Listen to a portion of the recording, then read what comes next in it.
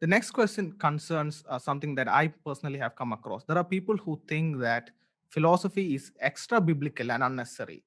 And Mm. for some, this might be owing to the reference in the New Testament talking about, which uses the word philosophy in one of the verses. So, how to convince a Christian that philosophy is not extra biblical? Well, I would appeal to the example of Jesus and the apostles. Jesus and the apostles were not at all afraid to argue for the truth of the gospel message they proclaimed. Jesus appealed to fulfilled prophecy and to his miracles as evidence that his claims were true, that he was indeed the promised Messiah. And the apostles, in dealing with Jewish audiences, would similarly appeal to fulfilled prophecy and especially the resurrection of Jesus from the dead and the eyewitness testimony to it to show fellow Jews that Jesus was, in fact, the promised Messiah.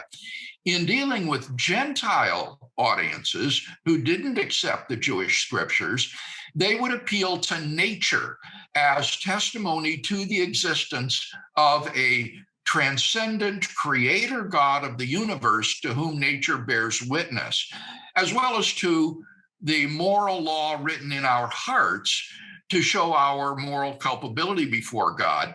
And then they could appeal to the evidence for the resurrection in order to show that this God had revealed himself decisively in Jesus.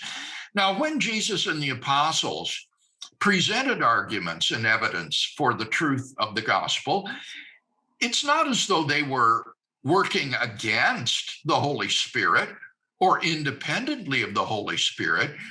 Rather, they were trusting the Holy Spirit to use their arguments and evidence in order to draw people to him.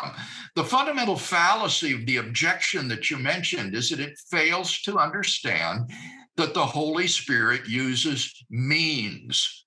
And just as he can use the means of preaching, he can also use the means of rational argumentation and evidence. And so every time I sign one of my books, I include 2 Corinthians 10:5 below my signature, which says, "We destroy arguments and every proud obstacle to the knowledge of Christ, taking every thought captive to obey Christ."